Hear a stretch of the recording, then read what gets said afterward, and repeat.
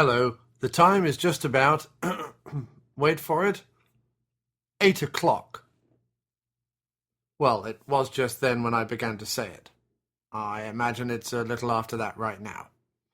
Time is relative, though, isn't it? Important if we, say, have a meeting or a deadline. Less important when it's the weekend. You've got a pineapple in one hand, some luscious memories in the other, and you're watching Dick Van Dyke on some grainy black-and-white portable television set by a dirty pool filled with washing machines and spittle. Well, what I seem to have done there is digressed a little way and opened the door to my mind. Did you know, for example, in my spare time I like to concoct elaborate theme park-style death rides based on old and ridiculous episodes of the 60s Batman show? I have one with a giant kettle, which I'm particularly proud of, and there's another one I'm thinking about, but I have no idea how I'd keep all those puppies still. Anyway, I apologize. Ow! I'm being poked now by a large sharp-ended stick, ow, being wielded by an enraged studio executive, ow, who is red of face, large of truncheon, and, oh, my, appears to be wearing Crocs. That's a bold and interesting choice with a beige safari suit and sou'wester. Ow, stop it! Jumping on then, the time is 8:02, and you're listening to Radio Flange Goblet, home to a preserved GNU in the hallway, enraged executives with an appalling taste in footwear, and the After-Movie Diner, the show which for some redefines monotony and gives them a good excuse to polish their busts to a high shine, but which the Boston Thigh Waxers Gazette calls rather smashing after an exceedingly dangerous head injury and half a bottle of Cinzano.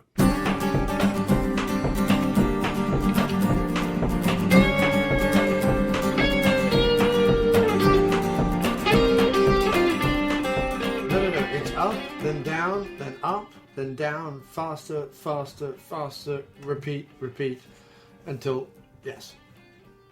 Yes, no, now you see. Hi, hello, and welcome to this week's episode of the After Movie Dine. Absolutely wonderful to be back. Absolutely splendid to be here on the show again. And absolutely wonderful because, yes, we have received a voicemail. Yes, a voicemail. You can reach us on either 347-669-0053 here at After Movie Diner Towers. Really, it's just a room.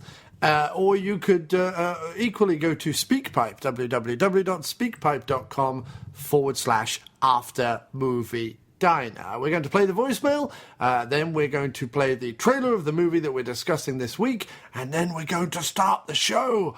No beating around the bush this time. Well, apart from everything I just did. Voicemail, we've received a voicemail. Everyone go crazy cause someone's called the show. Yes, voicemail, don't you know? Hello, John. Matt Beckett here. Many thanks for the recent episode on Luc Besson and the slate of films from his company EuropaCorp. You were absolutely right with what you said on the show. EuropaCorp holds the torch for the medium-budget action movie, and they seem to have done that from even before day one. I'd like to recommend one film from the fine folks at ARP, but which, because of its many qualities, might be considered to be the father of all EuropaCorp productions. That film's the original French-language Taxi.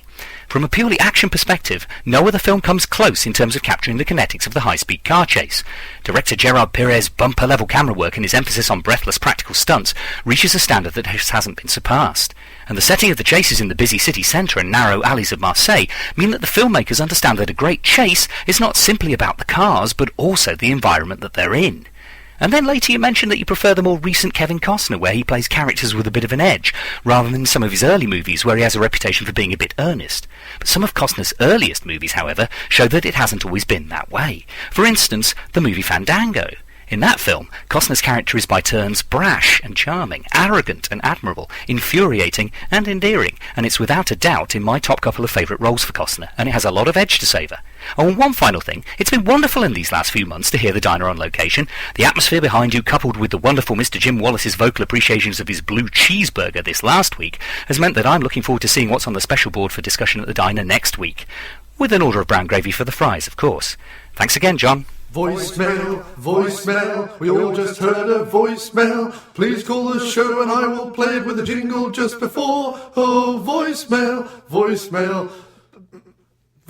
more and more. And you can rate that jingle and others you hear on the show over at ratemyjingle.com, a new website which proves to be very exciting indeed. It's a bit like Hot or Not, only much sexier and for jingles. So please go over to ratemyjingle.com and rate that or any other jingles you've heard on the show. I'd like to say also a big thank you to Matt Beckett for that wonderful voicemail, so professionally, clearly, and humorously delivered. One would believe you were a professional voicemail recorderist or something, if that even exists. On looking up the movie Fandango, mentioned in said voicemail, starring Kevin Costner, I noticed it co-starred none other than Judd Nelson, and therefore I had to see the movie immediately. I have therefore put out some midget scouts who are currently furrowing up and down the highways and byways of this great land and also of the interwebs to try and find said movie so that I can, well, put my peepers all over it in the vernacular of my father. So, thank you ever so much, Matt, for sending in that voicemail. Please do continue to listen to the show, and I hope you feel satisfactorily congratulated for being someone who bothered to do something for us. So thank you very much, sir, and please do come back. And now, the trailer for this week's film, The Bag Man. I have a job. It's more than a job. It's a life changer. This is me. This is you. This is the money. This is the bag. Go and get the bag. Bring this bag to me. I give you the money. Clear? Can I ask you a question? Why don't you just hire FedEx? Because, Jack, I trust you. Okay. There's a motel in the middle of nowhere. You check into room 13. You're going to be in room number 6. You'll be in room number 13. You're gonna have some play dates with the locals to pull this off. Let me ask you a question. I'm looking for a girl, a tall girl, walk around looking like Wonder Woman. No, I didn't see anybody. Please, I can't go out there. They're gonna kill me. You think I'm stupid? Who do you work for? So, you're not a superhero? Jack, you know something? I don't like surprises. Don't get me wrong, I appreciate the unexpected, but I don't like surprises. Did you look inside this bag? 2 men and a girl were staying in room 10. We found the 2 men down the road. Very dead. Do you understand the distinction I'm making here? Bag, Mr. Smith. Where is it?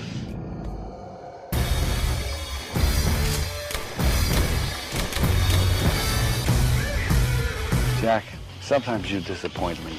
You have a weapons proficient stripper sitting here in the middle of our business. She's not part of this. Oh, yes, she is. Trust, foundation of friendship. Your man tried to whack me. Jack, calm down. I need my money right now. Who do you think you're talking to? You don't talk to me, I talk to you.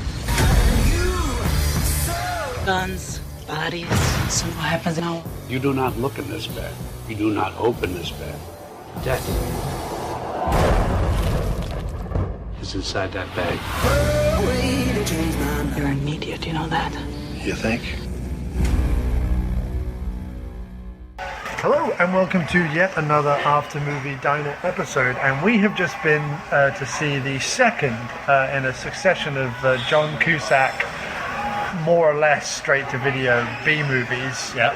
This one called The Bag Man. You remember that Jim and I, last time we sat together, we covered Grand Piano. And now it's Bag Man. And now it's The Bag Man. This is John Cusack's 2-word titles. Yeah, and what's interesting is that Grand Piano, having read up on it since we did the episode and saw Showing in a very chic, floofy cinema in the village. Yeah, and not with only lots that, of village voice, strokey beard. not only that, but did you know that they had an evening with Elijah Wood and the director at the Lincoln Center, which is all very At last. Yeah. At last. yeah, pipe I smoking. can't and believe we missed that. chin That we couldn't smoking. say, That didn't really work, did it? Yeah, but so Questions? we saw that movie, and you've heard the result of what we felt about that film. Yes. And now we're going to see The Bagman, which was atrociously reviewed and got we did not have high hopes. No, had no high for hopes at Bagman. all. For a start, it's because Robert De Niro is in it, and that's usually the kiss of death. Yeah, these days. Yeah. I mean, the last two movies he's done,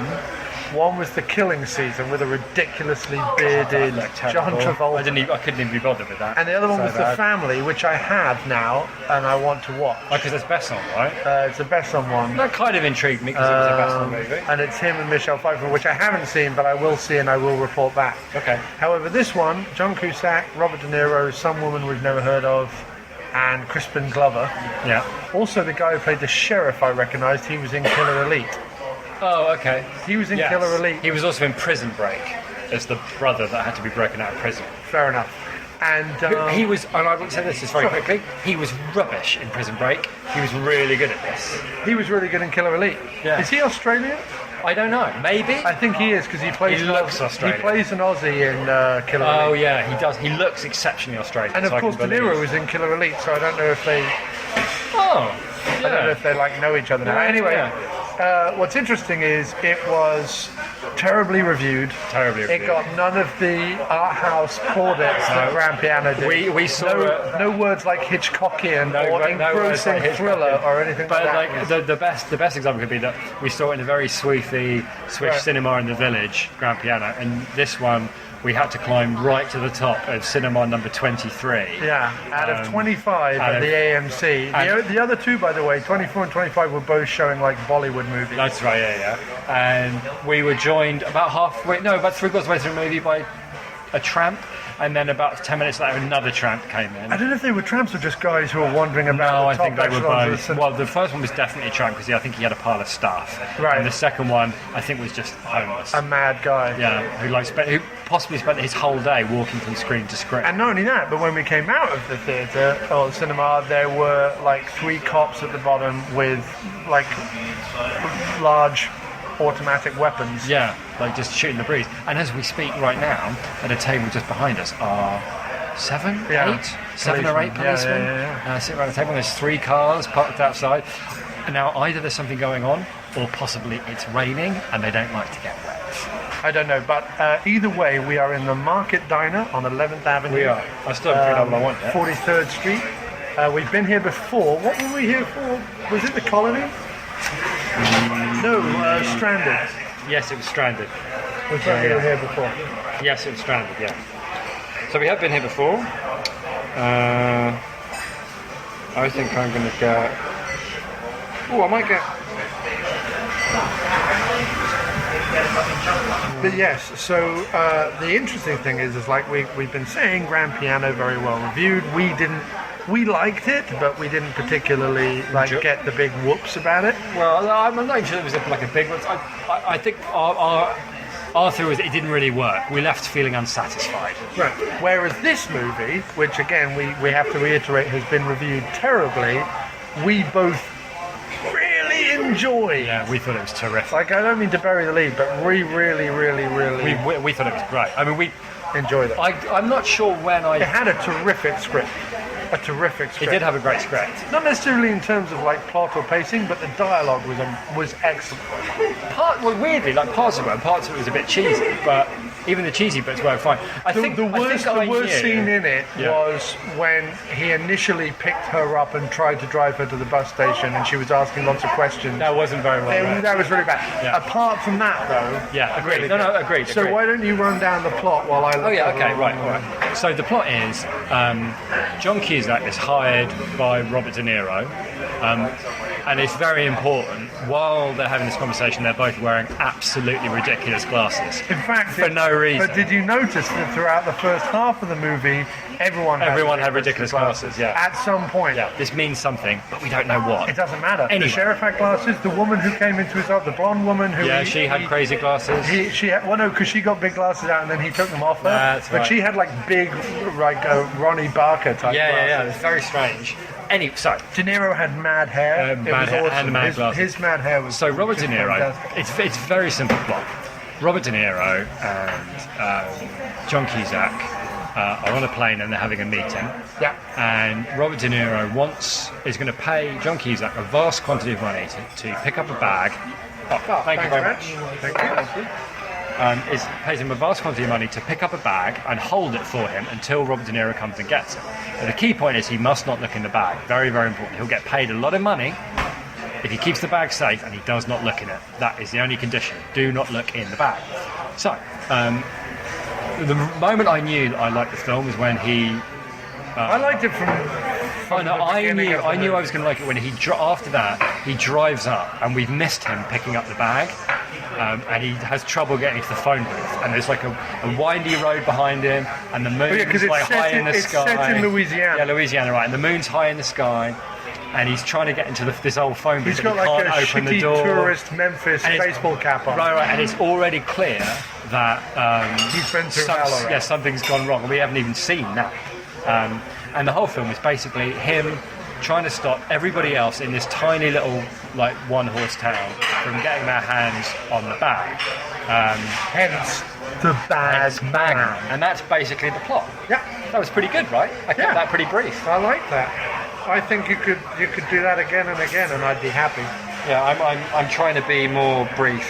No, that was exactly it. And when he gets to the motel, you meet the incredibly cool Crispin Glover character who's playing this kind Which is when I knew, okay, this might be really good. No, it might be really, the really scene good. with those two was so well written and really funny. But I tell you what it was. It was a combination of, I don't imagine reading the script. A lot of those was lines particularly jumped off. dynamic. Agreed, But the way... Okay, first of all, this is the best Cusack's been in ages. And Crispin Glover He looks like Cusack is like an old, broken Martin Blank. Like, he's got that. Yeah. Do you know what I mean? He's got the same kind of, I don't really know what's going on here, but I'm going to have to roll with that kind of expression. But as the longer the movie goes on, the more you feel like that he's a little bit broken, even if it's just like broken-hearted. But there's something in the middle of all this. Yeah, no, because he's not a stone cold killer. The funny thing is, in Grosse Pointe Blank and War Inc. and this, he plays very, very similar characters. You know, they're all hitmen. They're all like wear a black suit. You know, by the way, all the Cusack cliches were still there. He still looks bonkers. He still has the mad hair. He still wore a black suit. Yeah, I was going to say, you're probably wondering, but is he wearing a black suit? Yes. A baseball cap. Yeah. But there was check. Yeah. But acting-wise, it was the best he's been in a long time.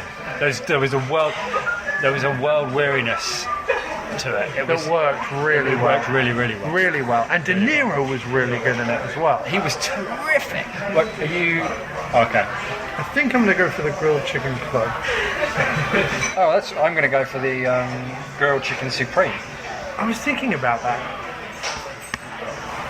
That's my vote on that one, I think, and a cup of coffee. That's my vote. Grilled chicken supreme. It's kind of fun being in here because it's quite clear that, you know, the cops are out of the rain. Some UPS guys just walked in to come out of the rain. Like, everybody's in here to come out of the rain because it's been like really nice weather for the past week, and all of a sudden, out of nowhere, there's this big rainstorm, and it's going to get cold tonight. And you feel like everybody's coming in to warm up, and we're in here too.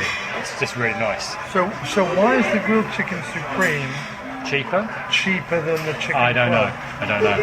Maybe you get more on the chicken club. Isn't a club like triple decker usually? Oh, is it? Yeah, I imagine you probably get more. That's why it's more. 2 grilled chicken supremes then, and 1 thing of fries. Okay, great. So Robert De Niro was amazing, and as you pointed out, was channeling. Hey, yes. Can we get 2 chicken soup? Grilled chicken supremes. Grilled chicken? Yeah, the grilled chicken supremes. The sandwiches, the speciality sandwiches. 2 of those lads. Chicken supreme. Yeah. 2 of those and 1 thing of fries, please. Okay. And can I get a cup of coffee? Drink? Oh no, I'm good with water. Thanks. Thanks very much, man. Cheers.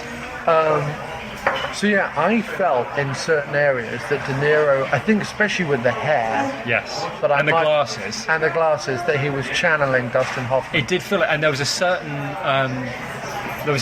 lightness to what he was doing. Oh, that was very light. It was really light. What I liked was he was having a lot of fun. It had the vibe of the Larry Cohen movie in the sense that, which is interesting because so did Grand Piano, but it had the vibe in Larry Cohen in a different way in terms of here's a setup, here's how it's going to play out. However, everyone in the film, everyone had a character. Everyone. That's true. Everyone I even bought her. Everyone who what was spoke nice was had she a was. character. I tell you what was nice about the character of the woman, and she turns up. I have to say, it's a fairly misogynist movie. It's incredibly misogynist. There was a lot of things in it I didn't like, but then I thought I did think because there was like a couple of scenes I was like. It nearly lost me with De Niro and the woman in the office. It very nearly lost me. Yeah, it did. Yeah. I get that he's like a cruel bastard, and that him being all light and funny and weird is entertaining. But we can't let it be forgotten that he's the head of a big crime. Right, but he's a mean man with a lot of money. No, there was a lot of. But I do feel like at the end of the movie, when De Niro says, that refers to this woman as that whore, and he's like, she's not a whore. Terry says, all women are whores. And there's a pause, and Cusack goes, no, they're not. And not in a like, no, they're not, like, just like, don't be an arse. Right. Yeah. And I feel like what was really nice about it is, in order for the film to work, right, you have to buy the fact that Cusack wouldn't be suspicious of this woman. Well, he is suspicious throughout the movie, but like he is suspicious, but like not suspicious enough. Not like get out or I'm just going to shoot you in the head, because it becomes apparent pretty quickly that Cusack has no problem with like shooting people in the head. So why not this woman? And it's like. So in order to buy, you have to believe that he's a bit of a soft Nelly. Like, no, but there's also you know what I mean? Right, but there's also a reason for it. No, of course. There's a backstory to Cusack that comes out throughout the movie. But that's what I'm saying. Over the course of the movie, it becomes more and more apparent that actually the reason his character works, the reason his actions throughout the whole movie actually makes sense. The more the movie goes on, as opposed to the more that goes on, the less things make sense. The more it makes sense is because his character is being contrasted with the rest of these misogynistic, cruel fucks. Right. That in order for you to like not only buy the fact that everyone else in the movie is a misogynistic fuck. The fact that he's not, that he is a bit of a soft Nelly, a bit of a soft touch, which turns out to be again in a nice way sort of why the whole the best thing about this whole script is all the bits of it that are a bit generic and a bit like where you're sitting there going, well, I'd probably do this, or why don't you do that? It all makes more and more sense the more the movie goes on, the more you get drawn into it. And so by the end, you feel like that all completely tied together. It all completely made sense. Yeah. I really feel like the characters actually went on a proper journey. Right. All the problems that Grand Piano had in terms of we have this MacGuffin, let's just call it that. Right. We have this MacGuffin, and the MacGuffin's got to like mean something by the end of it. Yeah. But ultimately, we felt in Grand Piano it didn't satisfactorily, because halfway through, when you find out what the MacGuffin is, everything flies out the window. Exactly. In this movie, obviously, with the whole like don't look in the bag, and we're not spoiling anything because that's the beginning of the movie. Right. Obviously, with the whole don't look at the bag, the thing that's driving the movie is what's in the bag. But also, ultimately, at the end of it, what's in the bag is more important to the characters. Yeah. Rather than some like big plot. Yeah, what was so cool is because the thing is there was definitely like a Tarantino-esque vibe all the way through. Not necessarily like a Tarantino-esque vibe, but more like those movies back in the 90s that used to be described as Tarantino-esque, but weren't really. They were just kind of like they just were crime thrillers that happened to come grimy, out funny they were crime thrillers that came out on the back of Reservoir Dogs. Grimy, funny crime thrillers. Right. And that's the whole film felt like that. It felt like one of those movies that we used to rent on VHS when we were teenagers. Well, we were saying things to do in Denver when you're dead, U-turn, stuff like that. Yeah. So, but what was nice was what ended. Again, we're not going to talk about it too much, but I was convinced, like, oh well, what's going to be in the bag? Like, if we see it, maybe we'll see the expression on his face, or there'll be like a light shining at the briefcase. Oh, how clever! Right. But he doesn't tell us. But actually, it's not clever. It's just like it would be in these things. It's frustrating. Yeah. The fact that what ends up being in the bag ties the entire film together is a narrative feat not to be sniffed at. No, in my opinion. And in fact, what I decided going in, or what I decided once he set up the plot on the plane at the beginning, was I'm not going to care. It won't. Once I saw the scene, I agree. Once I saw the scene with Crispin Glover, and John Cusack. The only reason I was along for the ride was to see more amazing two-handers with people. Cusack's expressions when a variety of mad, because it turns out there's a variety of mad people at the motel. Like there's a midget and there's like a gangster with an eye patch. It's like it seems to be like by the end of it anyway, it becomes apparent it's a very small town filled, it seems, exclusively with like bad people. But like there was a conscious stylistic effort, right, to make everything just a little comedic is the wrong word, but a little off, just a little whatever. Yeah. So like, I know what you mean. Crispin Glover was both weird and menacing, but also like kind of funny and kind of odd and kind of broken as well. Yeah. And then you had like the two bickering gangsters who may or may not have something to do with the woman, one of whom had like a lizard eye patch and one of whom was a midget in a blue tracksuit. Yeah, we're going to. What was so cool about the whole movie was everybody's motives were unclear, even Cusack. Right. So you're right. The bag becomes almost like as you watch the movie, the bag is completely sort of irrelevant. obsolete, because the main question is what's going on, right? And what do all these people want? Because they all want something. Yeah. It's not one of those movies where the reason the whole Tarantino-esque thing died, where you got like a whole bunch of characters and they go, well, we have spurious reasons for all getting involved in this like ensemble full of half-forgotten B-movie actors in lots of like arch dialogue. You know what I mean? Right. There was none of that. There was no everything you really cared about because you didn't know what they wanted. What I have to point out here, I completely understand why a critic goes into this movie and doesn't like it. Right. Okay, because a critic goes, oh, well, that's a cliche. The fizzing neon outside the windows of a broken down motel. Cool. I know. I'm just saying, the Russian midget and the even down to the fact that at a certain point, Crispin Glover says, don't touch my wheelchair, that belonged to my dead mother, like a sort of Norman Bates nod. And the fact that everything was very stylized, and the fact that the hooker woman, or the woman who appeared to be a hooker, was dressed something like Wonder Woman kind of thing with the gold pants and the red basque and so on. Like, most critics would look at that and go, ugh, and just feel like annoyed by the fact that there was too many cliches that they had to wade through. But the whole reason the movie is enjoyable, and the whole thing that a lot of movies that try and do film noirs or do B movies or do grindhouse movies or do crime movies or whatever it is, but miss the point, is that all the cliches were there for, and were acted well and were done well for seemingly for all the right reasons. Like none of it, you accepted it wasn't real. It wasn't like gritty realism. You accepted you were in a stylized film noir crime thriller from the get-go. Yeah. No one in it is believable in terms of hence maybe the glasses. real life. No, that's what I'm saying. The glasses are a definite stylistic choice. But sorry, just very quickly, I'm wondering whether everything you're talking about, which is very true, whether a really quick way of getting people into that mood is you put a pair of very silly 70s glasses on De Niro and Cusack in the opening scene. Nobody's going to buy this being like gritty, but like, okay, we're watching a stylized crime thriller here, and you're away. But that's it, and that's right. I got into that mood very, very quickly. But the reason why I bring it up is we really thoroughly enjoyed it because it was entertaining and it was well written and it was well.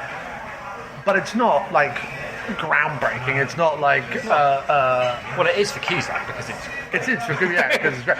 But it's not one of those where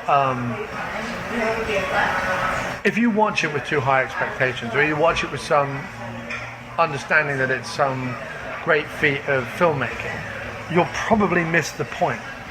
Yeah, agreed. You need to watch it like it's a odd rental, one evening. In the 90s, you've gone into your local video store and you've scoured the shelves and you've gone, seen it, wait, what is this mad thriller with Cusack and De Niro? Oh, that'll do. And you put it on and you're really surprised by it. Yeah. That is exactly what this film is. Yes. Now, it's stylized all to hell, and, you know, there are some... But it's not... I should point out that it's not overly stylized at all. Not like parts of Grand Piano, for example, were overly stylized in order to call out, hey, look at me, I'm being a bit like Hitchcock. This was, as you're saying, stylized in order to evoke mood. Like, that was the point. Also, all the cliches in it, I felt, because we laughed at them, and not laughed at them like laughed at them, but laughed sort of with them in terms of recognition. Like, like when you listen to an Elvis song, he's being really cool and you laugh because he's just being so cool. Yeah. It was very much like, so when De Niro, there's an amazing bit where De Niro's in his office and you know that there's a problem. Like, you know that he has a problem with the person he's talking to. But halfway through his incredible eloquent diatribe about this problem, he's like, you'd think I'd have a pad in this office. Yeah. Right? Or a notepad in this office. And the way he did it, and the fact that he's standing in this incredibly obvious, ornate gangster's office is hilarious. Yeah. It would be... Great, thank you very much. Can I get my coffee, right? Thank you very much. Cheers. Thank you. Wow, this looks great. Wow, this is amazing. And that's what I mean. The humour came from the fact that you were aware of the cliches and what was going on. Like, if you weren't aware of that, maybe the humour wouldn't have hit as hard. You know what I mean? Yeah, it was more like... You know what I'm trying to say, though? Yeah, I know what you're trying to say. I feel like at the moment we're giving it, like, maybe we're not giving it its due. It wasn't packed full of cliches, like, at all. It was more like tropes of the genre and things that maybe we'd seen before, but they were well handled. They were there to evoke a mood, a kind of a swampy, lonely. It definitely had desperation. That. It definitely had that. And like what I was talking about when I knew I was going to like it, a character driving up in the middle of the night with a beaten up car, getting out and trying to open and having trouble opening the door with a phone booth. I'm sure I've seen that before, but it was like, I can't quite explain the feeling. It was like a welcome return to that kind of, like, I haven't seen a film like that right. for such a long time. Certainly not that it's done well. Right. You know, a crime thriller like that, where you are dumped in the middle of it halfway through, and it does have these, like, I don't know. I mean, I know what you mean about the cliches, but I feel like that's like saying that everything's signposted, and it's not. No, nothing was... I never knew what was going to happen next. I don't mean that at all. I mean that when... What I really mean to say is that I just thoroughly enjoyed it. And the reason why I enjoyed it was a combination of good writing, great acting, acting that far rises above, unfortunately, the audience this movie is going to get. And a director that just went, well, it's got to be some steezy motel in the middle of nowhere with buzzing neon and you know, crazy neighbours. Yeah, there was some there were nice little touches within it. It didn't need to have, like you're saying about Crispin Glover, he didn't need to act that way. He could have played it straight, or he could have played it like menacing and weird, and that would have been. See, that's my point. Take the motel out, right? In a cliche world, he'd be like fat and sweaty and weird and menacing, and everything would be over the top, and all the jokes would be signposted. But what was funny about Crispin Glover was he wasn't making jokes. He was actually being friendly, but in a weirdly inappropriate way. Right. Like, it was obvious that Cusack was trouble. It was obvious that he didn't want to talk, and this guy was being friendly, but he was a very weird. It was obviously he was a very weird guy. But I also like that he chose. Although obviously Cusack was giving him $500, when Cusack wanted his phone turned on, Glover was asking him for a credit card because he needed to take an imprint of the credit card, as clearly that was the policy of the motel. And the fact that I never felt like Glover was greedy for the money. He was just a stickler for whatever the rules were, and it really took $500 for him to stop being a stickler rather than he wasn't I'm greedy for the money. Yeah, rather than it being a hustle. Right. You're right, and the whole film was full of little touches like that, and the fact that the way the Cusack didn't soften as the film went on. It was more like he became more desperate. Right. And the more desperate he became, the more human he became. Like the less I'm a cool, killer in charge of this situation, rang true. Which it started to become I'm a desperate man, a hostage to I'm a hostage to my fortune. He was never in charge of the situation. Right. Well, from day one, when he went to get the bag initially, we don't see this, but when he went to get the bag initially, whoever Niro's guy was, shoots his phone. Shot his phone and hit a hole in his hand. His phone out of his hand. Which I'm guessing now that I look back on it, it was definitely a deliberate choice. Because of course every film, has how would this work if they'd had mobiles then? Right. So you start off this whole throwback film with he's had his mobile shot out of his hand. Right, and he has to pay $500 with the dead guy's money, which he took out of the dead guy's wallet. I forgot. He had to pay. That's how he had the cash to give him the cash for the motel. That was a nice touch. That was a nice touch. It all added up. Well, lots of nice touches like that. The whole film was bolted to a solid premise that became more involving as it went on. But everything had a nice touch to it. There was a light touch. It wasn't. It was the whole thing felt like, why don't we give this a try? And it worked. Right. And I can't imagine they had a lot of time. Maybe they had a lot of time with Cusack in the motel, but. So what I mean is it felt like Cusack, Glover, and De Niro, in particular, came to it with a kind of, well, I'm just gonna have fun. I'm just gonna play the hell out of this, and it's the most. People can talk about Midnight Run and people can talk about Meet the Fockers and sort of other comedy, but it's the most fun I've seen De Niro have with a role since Brazil. Yeah. The most fun I've seen him have with a role since Brazil. I would agree with that. It's a very Brazil term. It is, yeah. In terms of him being, slightly weird. Yeah, and it's just like if I'm going to turn up in these films in little cameo roles, then I'm at least going to enjoy it. I'm at least going to enjoy this movie. No, you're right. That's a really good way of putting it. It's seriously the most fun he's had with anything since Brazil. Mm-hmm. It was a seriously fun throwback movie. In fact, if anything, I felt the couple of occasions of kind of squeamish ultra-violence a little over the top. That was the one complaint I had with it. There was some misogynistic ultra-violence that didn't need to be there. I get why it was there because I think the running gag with his hand was hilarious, but the violence towards her was a little over the top. In order to make Cusack's character not only believable but redeemable, had to set up how he treated her versus how everybody else treated her, and how De Niro treated the other women in the other scene. But although that's fine and that's great, they were uncomfortable to watch. Those scenes. No, they were. I really didn't like them at all, and it very, very nearly lost me completely. Yeah. In that De Niro and the women scene, because I thought there's other ways you could have played this that didn't have to come down to that. Yeah, I mean certainly that scene, but then likewise when the gangster lizard, already had her under his submission, he didn't really need to throw her head down on top of the car as well. That was one. No. Knock too far.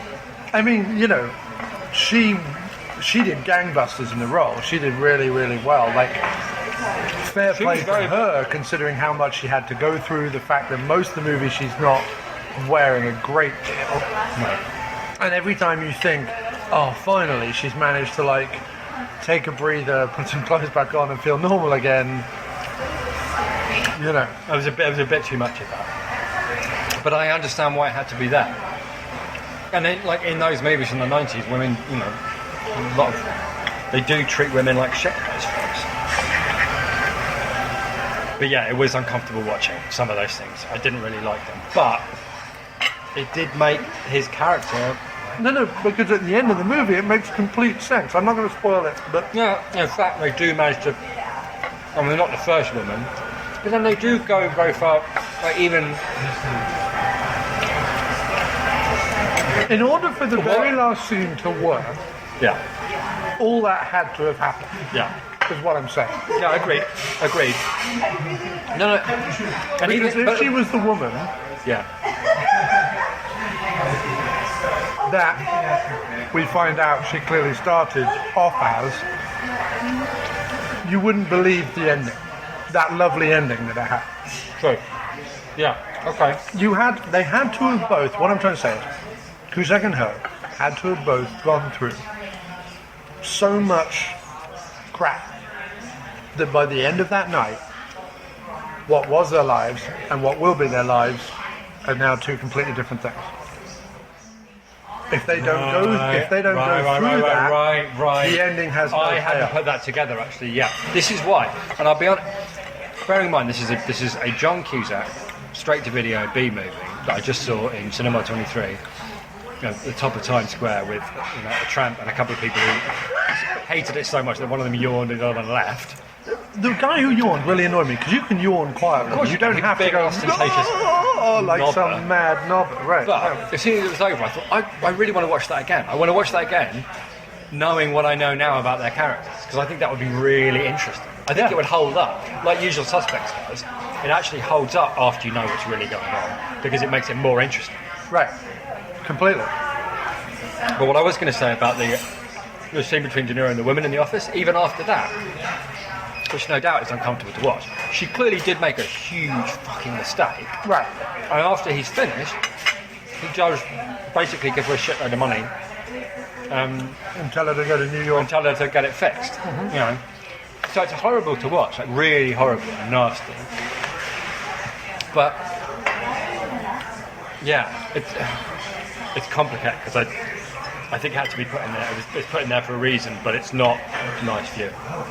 But you're right. Without them going through, I hadn't even put that together. But you're right. Without them going through all the shit they go through, it makes no sense. The ending. Right. But it makes perfect sense after everything because the that has ending happened. is different if she's. Right. If she breezes through the evening, the ending is different. Because you're like, why is she... Right. So anyway, what we're going to do now is we're going to stop there and if you haven't seen it. Yeah. And then from this moment on, we're going to talk about all the bits we can talk about spoiling stuff. Because I want to talk more about it. Yeah? Yeah. So go see it. If you haven't seen it, go see it or rent it or whatever. Definitely rent it and go see it. Redbox it or whatever. And press stop now. We have come to the part in the show where we're going to spoil the film. So if you don't want to know what happens in the end, switch off now. There are important character moments I would like to discuss that are tied up with the ending of the film. And so if you intend to view the film, then please turn off now. But maybe you are one of those kinds of people who don't care. You might not care. And if you're that kind of person, and you'll enjoy the film no matter what you know, then keep listening, 'cause from this point in the show, I might have to spoil the film for you. Oh, but maybe you don't see it as really spoiling it, just giving you more information. And if that's the case, then be my guest, keep on listening. The second half of the show is better than the first. Or maybe it's the same, who knows? Who cares? Why am I still singing? Why are you still listening? What's going on? Who really knows? I don't know. Do you? Does Brian Brown, the one from Cocktail and FX, maybe he knows. He's not in this film, by the way. So, just to flesh out what I was saying. Right. The whole movie, as far as De Niro's character is concerned, is all about like this mad test, trust. Because there's a job where game. he needs Right. absolute trust. And she was someone in his employ, like possibly even a romantic involvement at some point. But she was a trusted member of his employ. They were holding hands the whole time in that scene. So, if she feels halfway through forsaken by him and these people who are supposedly in his pocket, that's what I'm talking about. Also, do you know what I mean? No, I do. You know what? I've only just figured out too, or realised, all that art that him and her are walking around looking at, just tons and tons of pictures of naked women. That's all they're looking at. Paintings of naked women, sculptures of naked women. It's all naked women that they're looking at. Right. And I think the idea is that he's a bit of a sleaze, obviously, and a bit of a, and also that he objectifies women and holds them in no regard. Right. Thinks them to be all, as he says, in the end of the film, to be whores. Again, it not only sets up Cusack's big soft Nelliness as if not believable, then admirable. And the best thing you can do, and this is another reason why it's such a great film. The best thing you can do, if you think, I don't think I can make people necessarily believe this, but you can say, I'm going to make them like him, and then they'll buy it. Right. They'll buy it because they like him. It's the most likeable Cusack's been in ages. Well, only the more the film goes on. Yeah. Initially, I don't know what to make of Cusack. Well, is he a bad guy? Because he does some pretty fucking horrible things. But he was being amazing. He was being really, really. Like, there was sometimes he'd be being asked lots of questions by an annoying character or whatever, and there would be no clever comeback. It was all just done in his face. No, he did that thing that I haven't seen him do since Grosse Pointe Blank, where he does that without moving a muscle in his face or blinking or anything. He looked at somebody and goes, "Are you fucking serious? Yeah, are you for real? Right? Is this really happening?" And then replies. But there's this pause that only Cusack does, where he is able to go without moving a muscle. Are you serious? Yeah. And that was all. You're right. That was all over the place. And the fact that he didn't have a problem being goofy at certain points. I forget what it is, but there was a great bit where he got into the car and for a minute just had his hang jaw with his mouth open, he was very looking absolutely just make this night finish. Yeah. And when he hits the guy with the spade and twirls away, with his hand, that was really good. There was lots of things like that. You're right. We've seen them all before, but this is what I'm saying. What I'm saying is, what's to stop her killing Cusack at the end and getting the money? You know what I mean? The thing that stops her is the treatment she's received throughout the film. Agreed. Because they are two... No, what's to stop her? Because presumably, either A, she didn't look in the bag, or B, she already knew what was in the bag. So... I like that Maybe she didn't know what was in the bag. She was only told in that scene that we saw to go down there and That's true. Yeah. Oh, she may have got down there. Or maybe she did look in the bag. No, I think she looked in the bag. Yeah. And that's what changed her mind. But that was the first thing that started her thinking, I'm not sure I want to do this. Well, I think the sheriff's department probably would have changed her mind as well. True, but if she'd looked in the bag before then, given what was in the bag. That's why maybe she comes back to the sheriff's office to save him in the first place. Right. Yeah. The sheriff's office scene, I hated it. I thought it was really... It was really nasty, except for the bit where she sees him hanging out. Yeah, but that's another thing, where Cusack had no problem looking... goofy. Ridiculous. Right. And there was she did the cool thing. She did the thing where she grabbed the pipe and did the awesome kick. Him off, He didn't do any cool thing. There was no cool thing happening as far as he was concerned. No. Although I did love De Niro's tie-up at the end where he was like, how many weapons proficient hookers do you bump into in the middle of the night, whatever it is? Yeah. He's like, maybe I met my wife at a fucking stable. That's one of the greatest lines. Yeah, I met my wife in a fucking state. Who wants to, move to Kansas City and become a grade school teacher? Right? Yeah. Maybe. That whole bit at the end was unbelievably cool. Yeah, and him talking about. I was expecting it to bail out.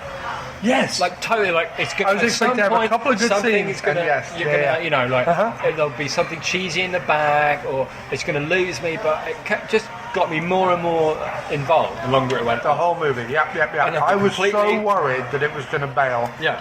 And ruin itself. And every scene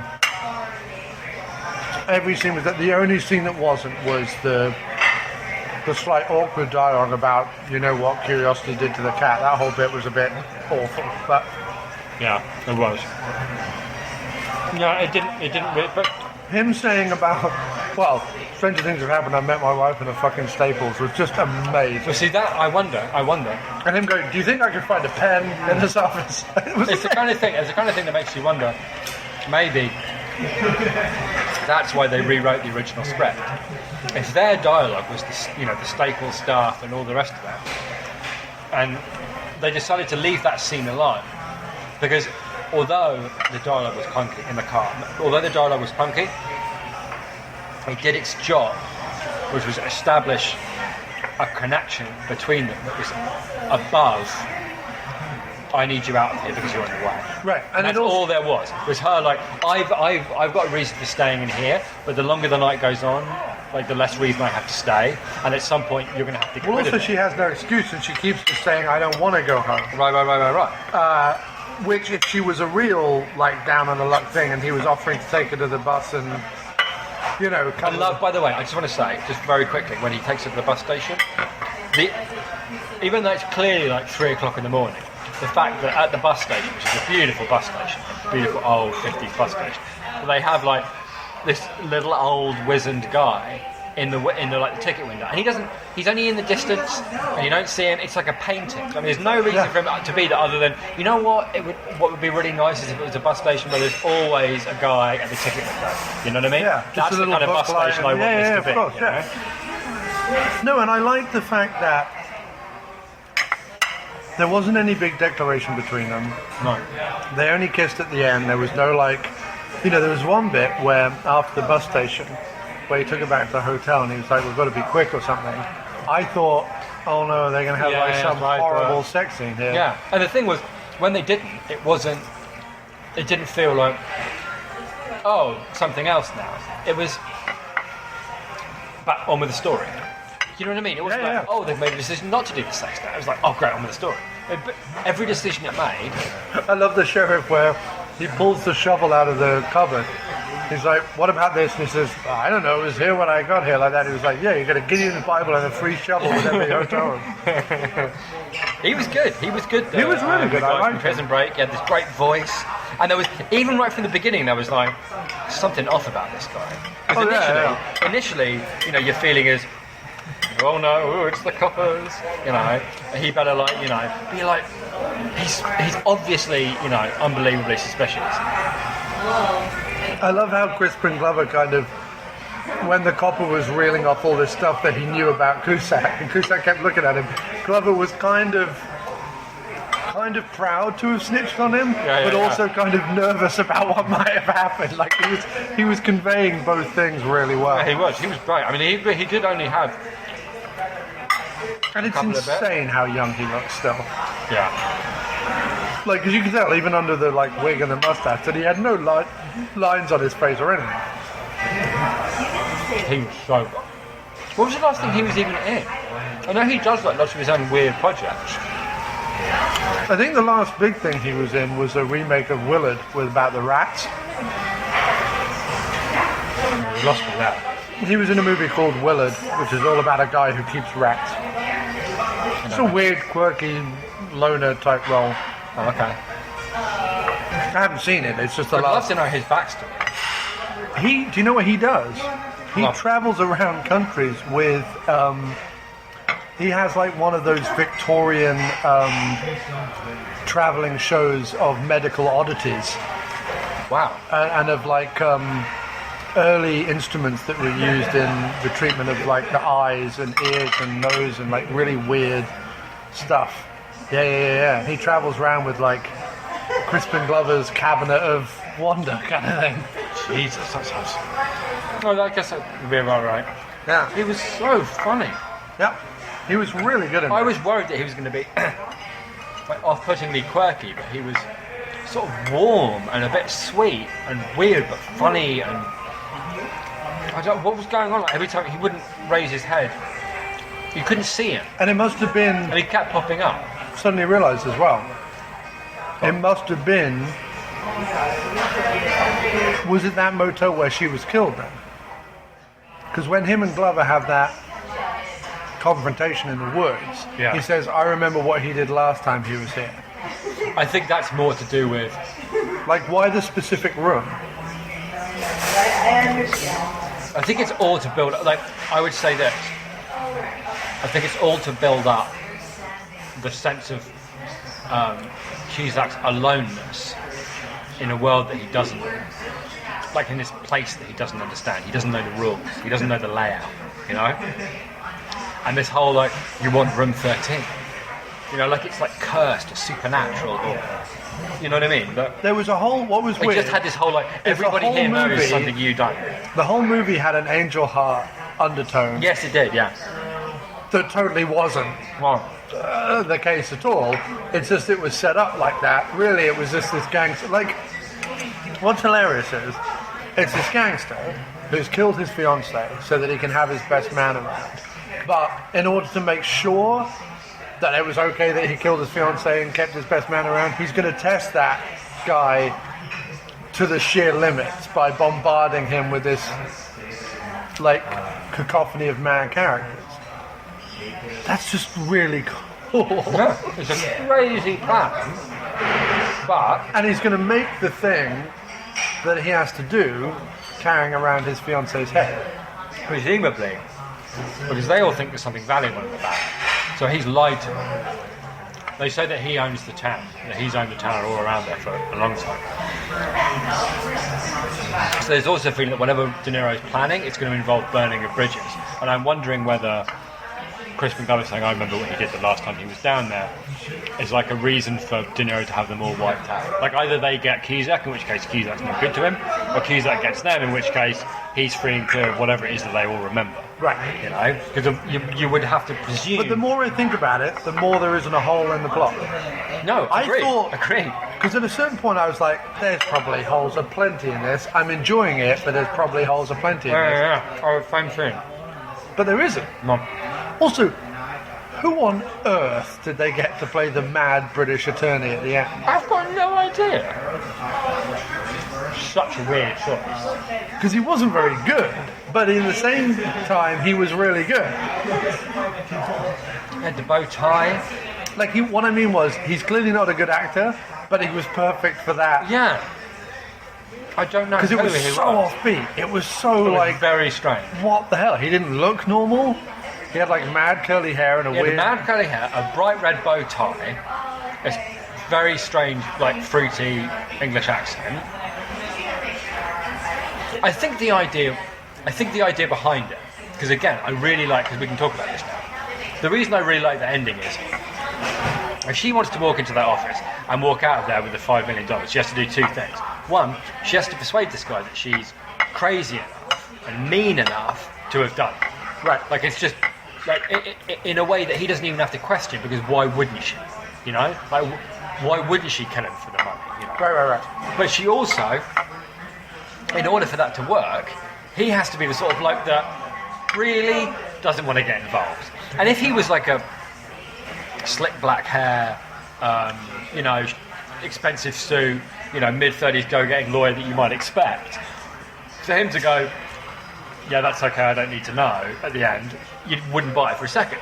But when you think that this guy's probably thinking about where he's going to have lunch, do you know what I mean, and what play he's going to see that evening, right. Of course he doesn't want to drive out in the middle of nowhere to look at a head in a bag for a guy that's already dead anyway. Right. You know what I mean? What do I care?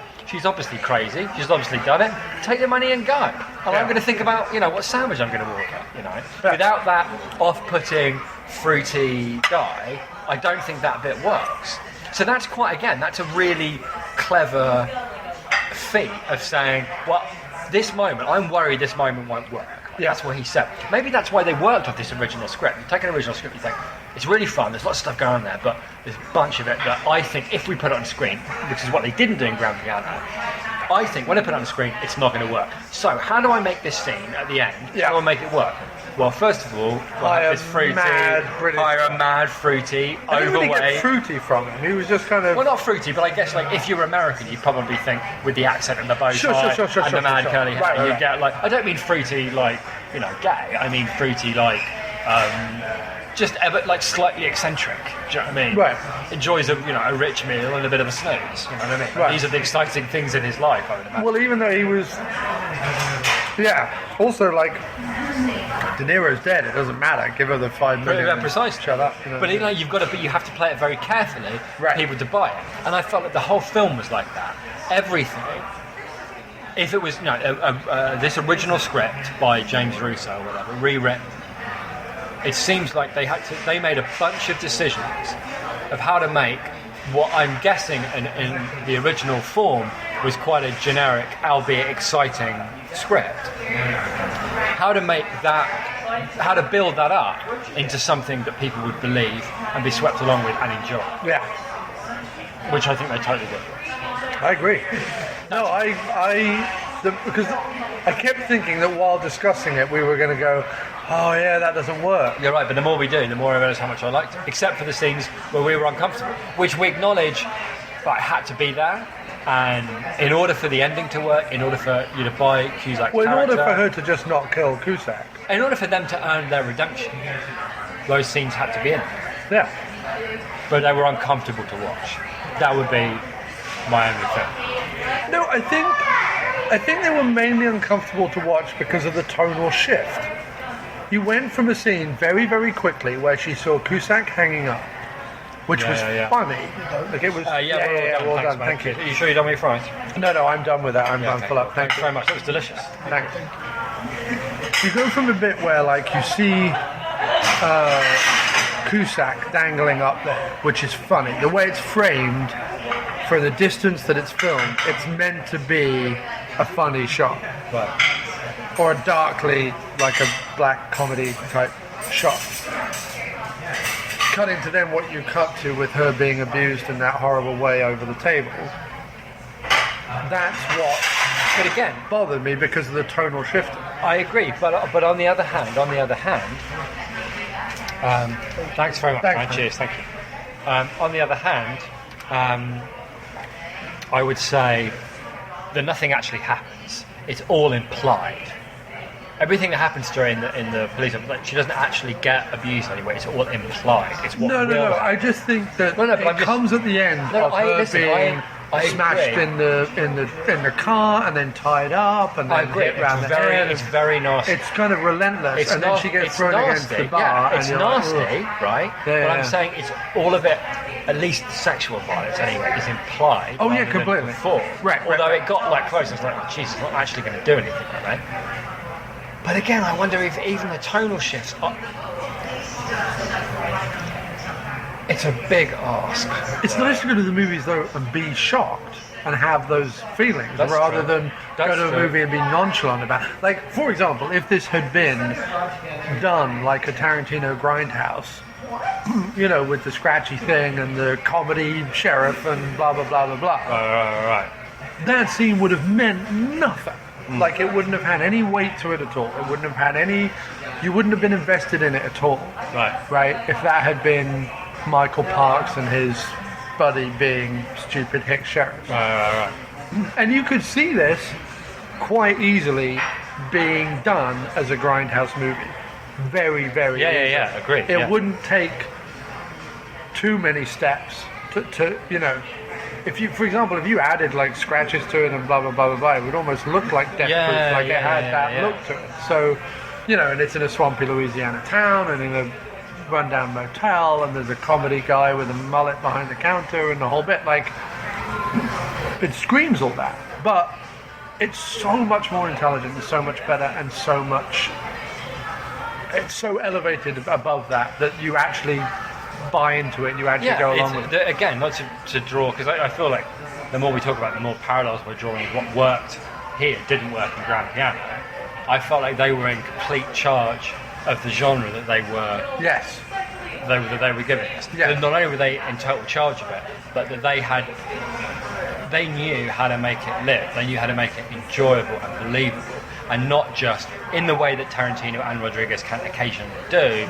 Just this is something I saw that I thought was cool, and I'm not really invested in it. I just thought it was cool.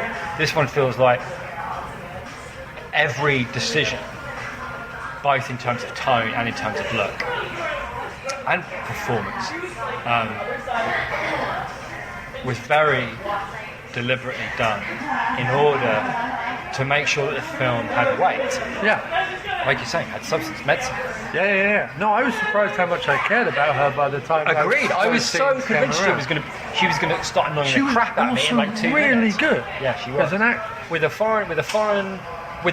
face that she's got, which is just instantly not believable. She had like a not believable face. She looks like she stepped down off a Times Square underwear model advert. Right. Like she, she's clearly. You saw her walking through the streets of New York at the end. She's clearly 6'2", 6'3". Like she's clearly, like, yeah, she was taller than Cusack. Cusack's a tall guy. Cusack's 6'1". Yeah, there we go. So she's like Amazonian in the height that she's at. And you're convinced this accent, this character, this is going to get tired in about 5 minutes.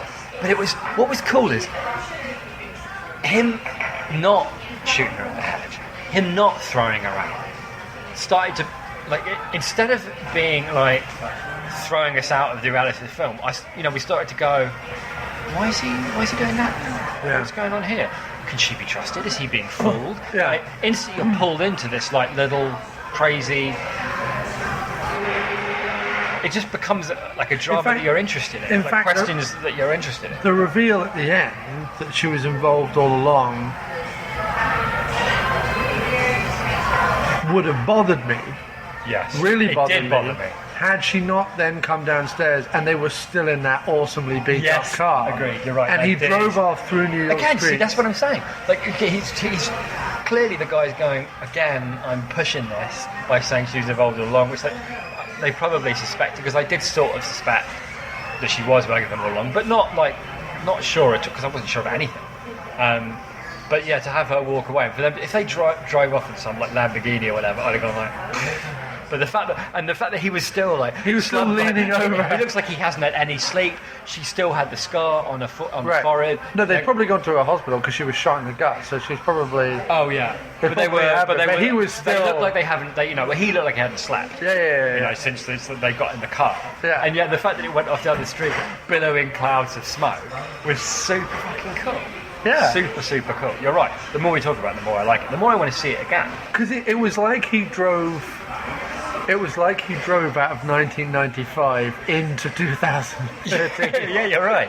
Yeah. And you were like, that's... Because what's nice about it is the movie is not necessarily... Like, I would have hated if they were on some island at the end or had some big house.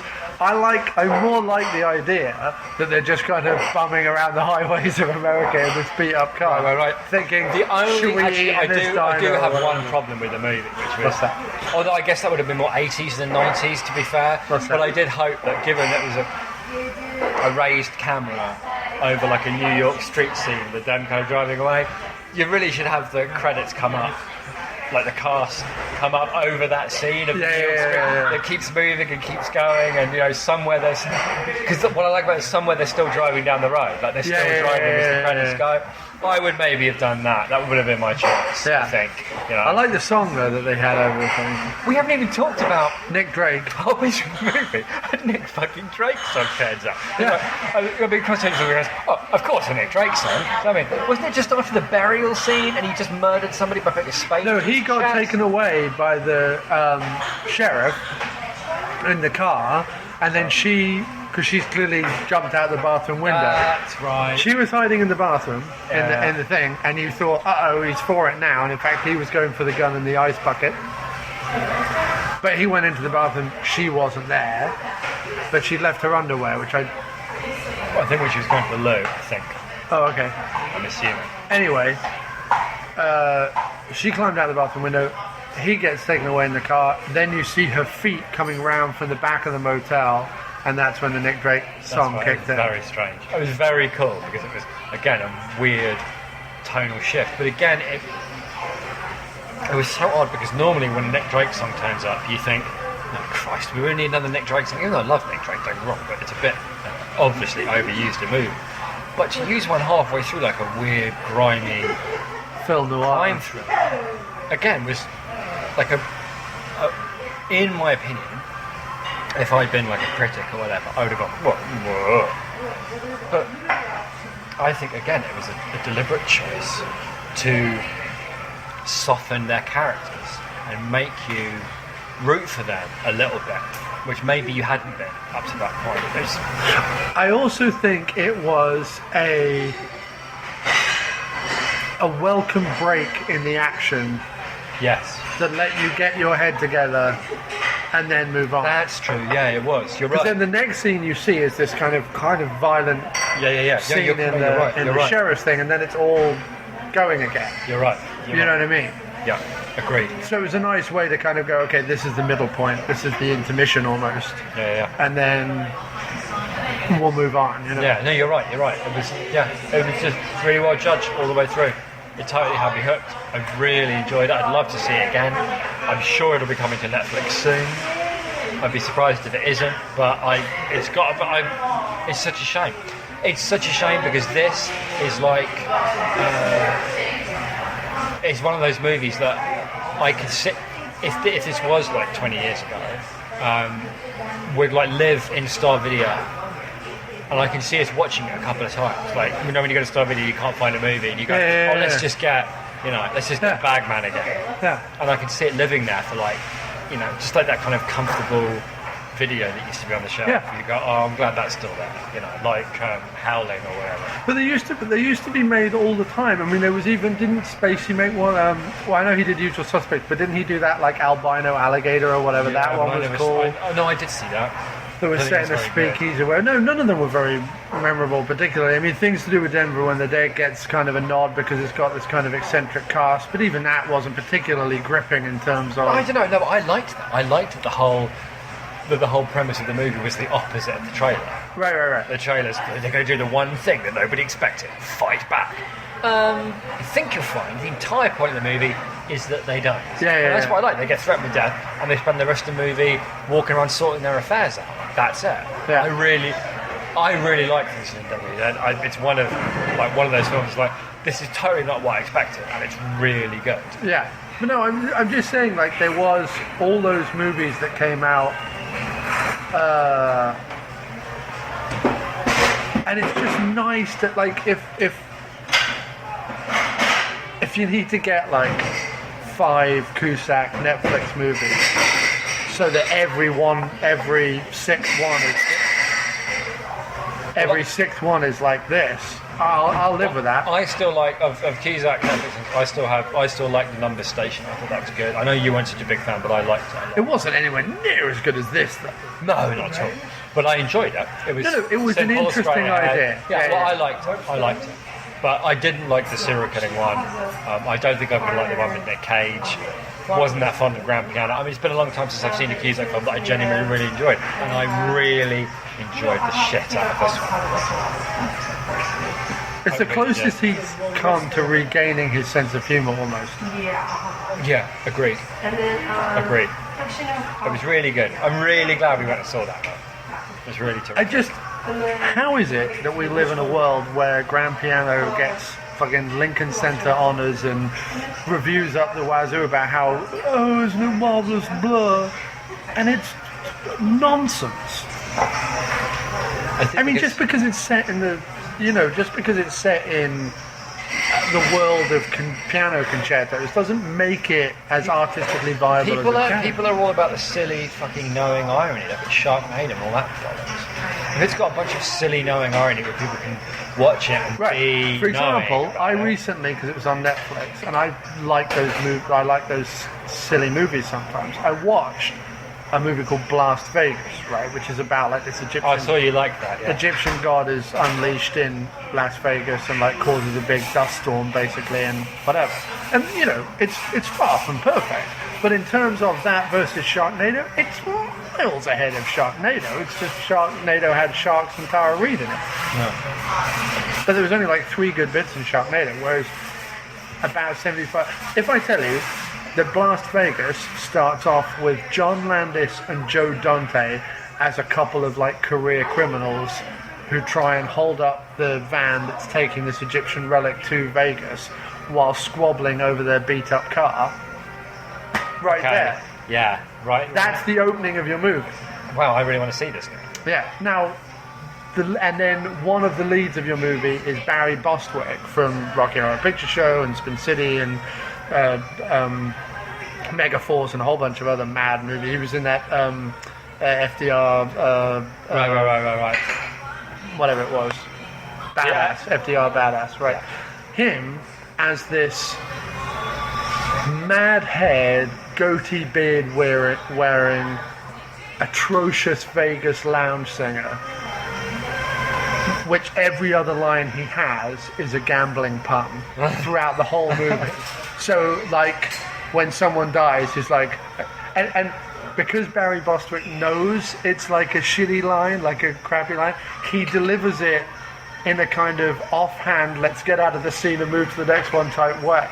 So, like, someone will die and he'll go like, well, I guess he cashed in his chips, and then he'll, like, move on, because he knows that the line's terrible, right?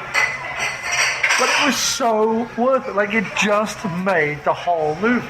Rather than FDR, where it was all like, some bits where you were like, okay, it's kind of funny to see the guy in the wheelchair referring to pussy and hoes and guns and gangster rap and whatever. While that has its passable joys momentarily, this was far more, what if we had a mad lounge singer as one of the leads of our I have to say, Vegas you're selling disaster it to me. movie. You're definitely selling it to me. And this is on Netflix. Yeah. Well, I might have to give that Now that compared to Sharknado, which was just I like Shark, you know, I mean, it was all nonsense, but like, you know, and like Las Vegas did a nice little thing where it's the 2 nerds that are the winners at the end. Like, no, don't expect anything amazing, but I'm just saying that, but that compared to the common consensus. This is what I'm saying. If there's one thing about Netflix that Netflix teaches you, is that it's awfully easy to make a shitty movie. Yeah. It's awfully easy. What's worse is, it's awfully easy to make a shitty movie and think you're really brilliant. Yeah. But this is where it comes down to the fact that I dislike, and I think will always dislike, either movies made with knowing irony or watching movies with knowing irony. Agreed. I can't stand it. Now,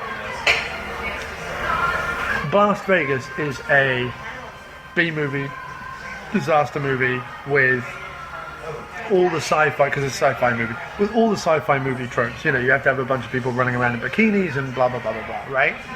All those tropes, admittedly, and you kind of have to go, ugh, okay, fine, I wish it wasn't in the movie, but they had to sell their ad space on sci-fi or whatever, so fine. The most knowing it gets is casting Joe Dante, John Landis, and Barry Bostwick. Apart from that, though, it's a good old-fashioned B movie. Okay, then I'm rather than going, sharks, tornado. You know what I mean? Yeah. Well, no, good, because there's a lot of shitty movies on that. There's a lot of, the worst ones as well tend to be ones that think they're really clever. Yeah. And I prefer someone that... You're probably not going to like Las Vegas now, but I would still, I thought it was charming. I know. I thought it was charming. I actually sat through the whole thing. If it's honest, and it's having a blast, and if the people are enjoying what they're doing, then I'm all for it. Yeah. You know, but people who... Because I thought Bostwick was going to show up and then leave, and he hangs around for most of the movie, being hilarious. He's meant to be like that guy, Wayne Newton. He's meant to be like that kind of guy. Right. Only they've kind of given him ridiculously, because he's got white hair, but they've given him like this ridiculous mad haircut and this black goatee. And like the shirt open here and a medallion, but everything he says is a gambling pun. It's absolutely fantastic. Okay, well, I'm going to check it out. So that's 2 recommendations for the diner listeners. I had a wonderful time, as always. It was a great cinema. I loved coming into the diner out of the rain and there being like a table full of policemen. And a fuzzy neon sign. And it was just great. I mean, it was really tricky. I love that we had to go all the way to the top of the cinema again, go another escalator, to get this tiny cinema with like no people in it. But really good screen, though. Yeah, great screen. Really good screen. Great seating too. Nice seats as well, comfortable seats. Nice seats, comfy seats, perfect positioning, hardly anyone in the cinema. I was thinking, this is what New York is. Well, I was sitting there watching this, like enjoying the shit out of this movie, thinking, this is what New York's about. I mean, a half-empty cinema in the middle of Times Square, like in this tiny, forgotten, like little screen right at the top of the building, with like. Do you know what? Like a tramp down the front and crossing next to me, but mostly empty. Watch this terrific, crazy beat. Shall I tell you what I like about what we've been doing recently? Go on. I, more than anyone, have accused the modern world of kind of like giving up on a few of the things that were kind of groovy about the past. And there's a lot of my love of America comes from the fact that they don't, to some extent. Like, London, to me, one of the problems I always have with London, and every time they shoot a new movie there and I see the skyline now, it's only becoming more of a problem. In terms of, like, London's trying to be this, like, city of the future with the modern glass buildings and the blah, blah, blah, blah, blah, which is fine. It kind of has to do that to kind of keep up and stay relevant. And while there are a couple, like there's that theme diner that's like the post-war just behind Ed's Diner. Piccadilly Circus. No, Ed's Diner is an American 50s thing.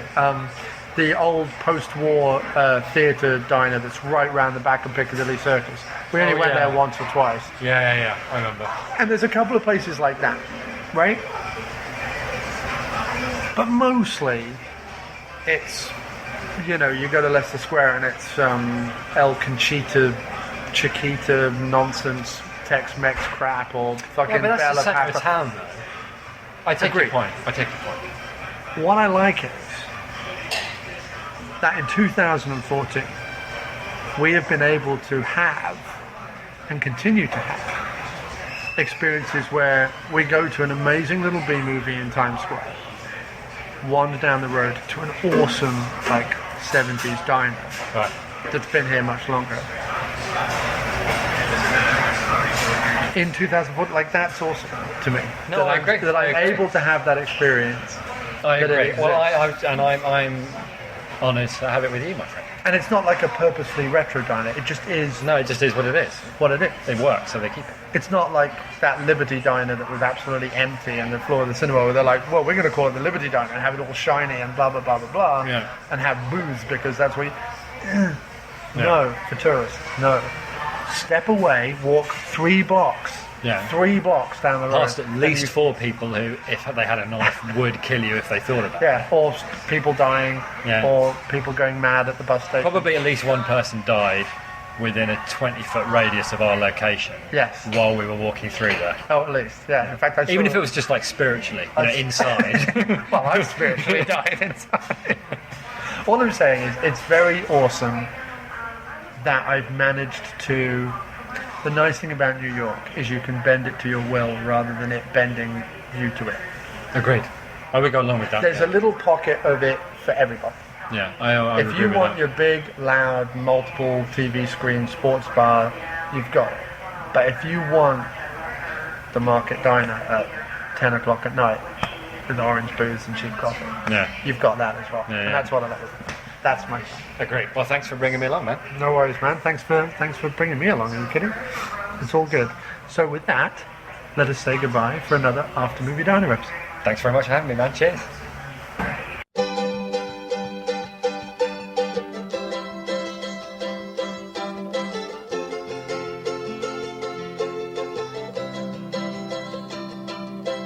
It all worked out in the end. Sort of. Flew in on a plane of flamingos. Sort of. Waiting for his water wings to hit the ground. Trundled home in a limo. Rushing on the endless run from the quarter. Gods whose adventure creatures never ever hang around. Yeah, but there's something in the rainy day smile, that girl of mine. Tiny lines on lips that read, everything's fine, more or less. And I guess right now anything's worth trying.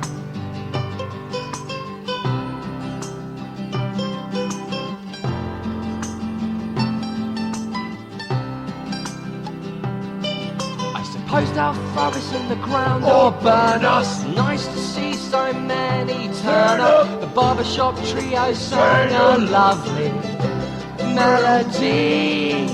I hope we're not awake when they turn on the furnace. I wonder what a diamond teeth will earn us. I suppose it's something else that we'll have to wait and see. Yeah, but there's something in a rainy day smile, that girl of mine. Tiny lines on lips that read, everything's fine, more or less. And I guess right now everything's worth trying.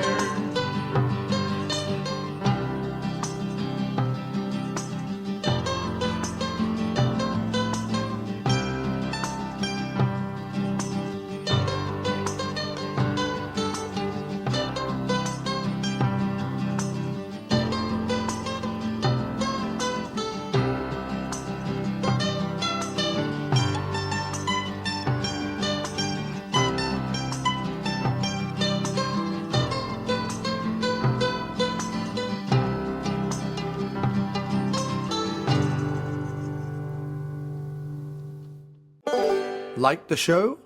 Well, you can find our complete podcast archive over at amdpodcast.blogspot.com or aftermoviediner.com. You can send us an email at aftermoviediner@gmail.com, tweet us at aftermoviediner, or follow us on Facebook at facebook.com/aftermoviediner. Or why not be a part of the show and leave us a voicemail over at speakpipe.com/aftermoviediner. You can also support the show a number of ways: by spreading the word to family, friends and co-workers, by writing us a review over at iTunes or TalkShoe, by purchasing some excellent diner merchandise over at cafepress.com/aftermoviediner, by donating on our website, by advertising with our website, or maybe you're a regular Amazon user. If so, then before you make a purchase, go to amdpodcast.blogspot.com, aftermoviediner.blogspot.com, or aftermoviediner.com and click through the Amazon banner ads. It costs you nothing extra, but they throw us a few coins for the trouble. Or, like the movies we cover, then buy them over at our personal Amazon store, also on amdpodcast.blogspot.com. Really, thanks everybody for everything you continue to do, and please keep listening. There are men, and then there are second unit podcast men. The podcast you've just been listening to is part of the Second Unit Podcast Network. Find all of our shows at 2upn.blogspot.com or on Facebook under the Second Unit Podcast Network.